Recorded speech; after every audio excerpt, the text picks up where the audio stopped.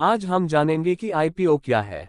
आरंभिक सार्वजनिक पेशकश आईपीओ किसी कंपनी के जीवन चक्र में एक महत्वपूर्ण घटना है जो एक निजी तौर पर आयोजित इकाई से सार्वजनिक रूप से कारोबार करने वाले निगम में उसके संक्रमण को चिन्हित करती है। इस प्रक्रिया में जटिल प्रक्रियाओं, विनियमों और विचारों की एक श्रृंखला शामिल है जो कंपनी, उसके शेयरधारकों और व्यापक बाजार के वित्तीय परिदृश्य को आकार देती है। इस व्यापक अन्वेषण में हम आईपीओ की जटिलताओं में उतरते हैं, उनकी परिभाषा, ऐतिहासिक संदर्भ, प्रेरणा, यांत्रिकी, नियामक ढांचे, जोखिम और विभिन्न हितधारकों पर प्रभावों की जांच करते हैं। परिभाषा और ऐतिहासिक संदर्भ। आईपीओ प्रारंभिक सार्वजनिक पेशकश के लिए संक्षिप्त रूप वह प्रक्रिया है जिसके माध्यम से एक निजी तौर पर आयोजित कंपनी पहली बार जनता को अपने शेयर पेश करती है।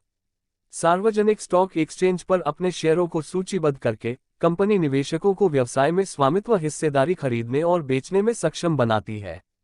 आईपीओ की जड़ें प्राचीन काल से चली आ रही हैं। सार्वजनिक पेशकश के सबसे पहले दर्ज उदाहरण रोमन साम्राज्य के समय के हैं। हालांकि आधुनिक आईपीओ महत्वपूर्ण रूप से विकसित हुए हैं, खासकर 17वीं शताब्दी में एम्स्टर्डम स्टॉक एक्सचेंज जैसे संगठित स्टॉक एक्सचेंजों की स्थापना के बाद से। आईपीओ के लिए प्रेरणाएं। कंपनियां असंख्य कारणों से आईपीओ लाने का प्रयास करती हैं, जिनमें से प्रत्येक कारण रणनीतिक उद्देश्यों, वित्तीय विचारों और बाजार की गतिशीलता में निहित है। प्राथमिक प्रेरणाओं में विकास पहलों को बढ़ावा देने के लिए पूंजी जुटाना, अनुसंधान और विकास को वित्त पोषित करना, परिचालन का विस्तार करना, ऋणों का भुगतान करना और मौजूदा शेयरधारकों को तरलता प्रदान करना शामिल है। इसके अलावा एक आईपीओ कंपनी की दृश्यता, विश्वसनीयता और पूंजी बाजार तक पहुंच को बढ़ा सकता है, जिससे भविष्य में धन उगाहने के प्रयासों और रणनीतिक साझेदारी को सुविधाजनक बनाया जा सकता है। इसके अतिरिक्त शुरुआती निवेशकों और संस्थापकों के लिए एक आईपीओ उनके निवेश का मुद्रीकरण करने और शेयरधारक मूल्य को अनलॉक करने का अवसर दर्शाता है। आईपीओ की यांत्रिकी। आईपीओ प्रक्रिया एक सावधानीपूर्वक आयोजित प्रयास है जिसमें जारीकर्ता कंपनी, निवेश बैंक, कानूनी सलाहकार, नियामक निकाय और संभावित निवेशकों सहित विभिन्न हितधारकों के बीच सहयोग शामिल है।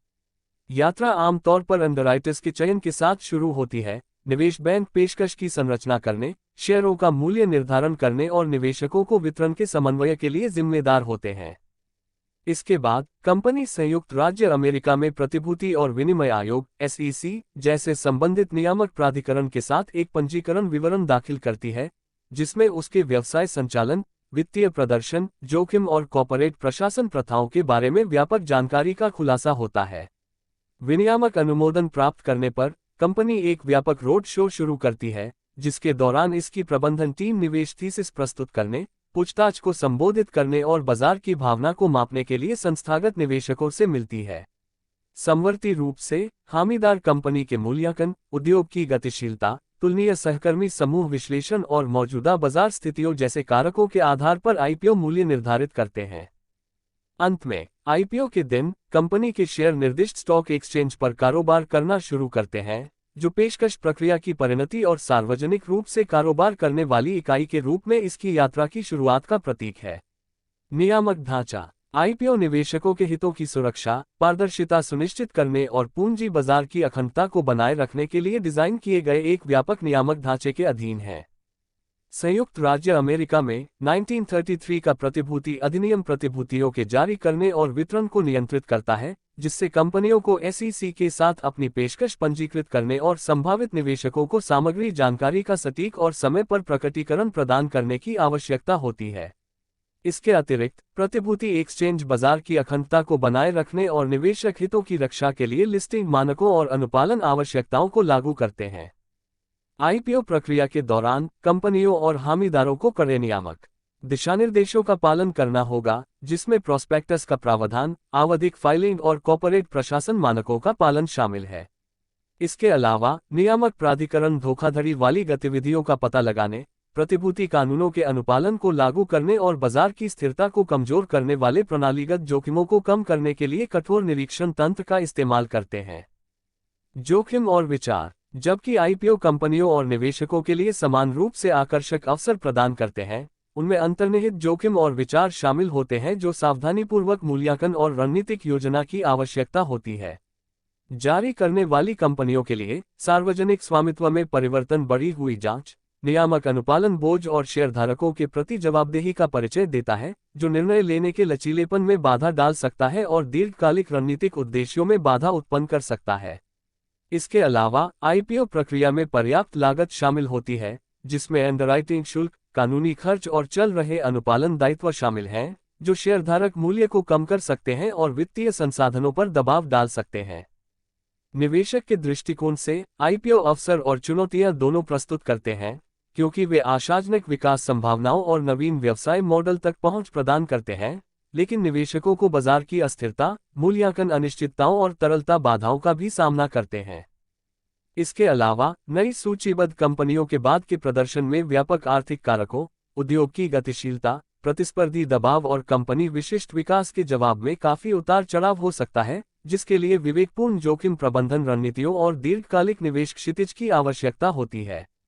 हितधारकों पर प्रभाव। आईपीओ को आगे बढ़ाने का निर्णय हितधारकों के विविध स्पेक्ट्रम पर प्रतिबिंबित होता है, जिनमें से प्रत्येक पेशकश के नतीजे और कंपनी के प्रक्षेपवक्र पर इसके बाद के प्रभाव से प्रभावित होता है।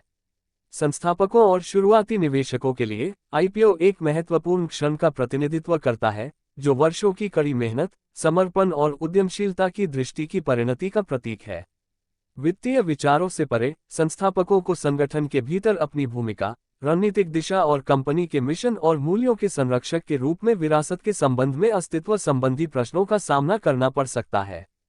कर्मचारी, विशेष रूप से इक्विटी प्रोत्साहन रखने वाले, आईपीओ द्वारा शुरू की गई तरलता घटना से लाभान्वित होते हैं, जिससे वे अपनी होल्डिंग्स का मुद्रीकरण कर सकते हैं, अपने निवेश पोर्टफोलियो में विविधता ला सकते हैं और कंपनी की भविष्य की विकास संभावनाओं में भाग ले सकते हैं। इसके अलावा किसी कंपनी की सार्वजनिक सूची उसकी ब्रांड दृश्यता, प्रतिभा अधिग्रहण क्षमताओं और उद्योग के भीतर प्रतिस्पर्धी स्थिति को बढ़ाती है, जिससे वह शीर्ष स्तरीय प्रतिभा को आकर्षित करने, रणनीतिक साझेदारी बनाने और महत्वाकांक्षी विकास पहलों को निष्पादित करने में सक्षम होती है। संस्थागत निवेशकों के लिए आईपीओ सम्मोहक मूल्य प्रस्तावों, विघटनकारी व्यवसाय मॉडल और स्केलेबल राजस्व धाराओं के साथ उच्च विकास वाली कंपनियों में पूंजी तैनात करने का अवसर प्रस्तुत करते हैं। आईपीओ में भाग लेकर संस्थागत निवेशक शुरुआती चरण के निवेश के अवसरों का लाभ उठाना चाहते हैं, संभावित संभावनाओं पर कब्जा करना चाहते हैं और विभिन्न उद्योगों, क्षेत्रों और भौगोलिक क्षेत्रों में अपने पोर्टफोलियो में विविधता लाना चाहते हैं। हालांकि संस्थागत निवेशकों को कठोर परिश्रम करना चाहिए, कंपनी के बुनियादी सिद्धांतों, प्रतिस्पर्धी स्थिति और विकास की संभावनाओं का आकलन करना चाहिए और मूल्यांकन, मूल्य निर्धारण, गतिशीलता और बाजार भावना की जटिलताओं से निपटना चाहिए। निष्कर्ष।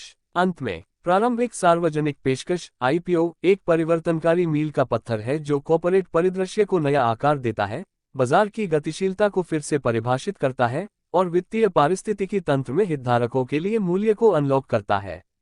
जनता को शेयरों की पेशकश करके कंपनियां पूंजी बाजार तक पहुंच प्राप्त करती हैं, अपने निवेशक आधार का विस्तार करती हैं और अपने विकास पथ में तेजी लाती हैं, जबकि निवेशक नवीन व्यवसाय मॉडल, विघटनकारी प्रौद्योगिकियों और सम्मोहक निवेश अवसरों के संपर्क में आते हैं। हालांकि आईपीओ प्रक्रिया जटिलताओं, जोखिमों और अनिश्चितताओं से भरी है, जिसके लिए सावधानीपूर्वक योजना, रणनीतिक दूरदर्शिता और अनुशासित निष्पादन की आवश्यकता होती है। जैसे जैसे कंपनियां आईपीओ यात्रा की जटिलताओं से निपटती हैं, उन्हें निवेशकों, कर्मचारियों और व्यापक हितधारक समुदाय के बीच विश्वास और विश्वास को बढ़ावा देने, पारदर्शिता, जवाबदेही और कॉर्पोरेट प्रशासन के सिद्धांतों को बनाए रखना चाहिए।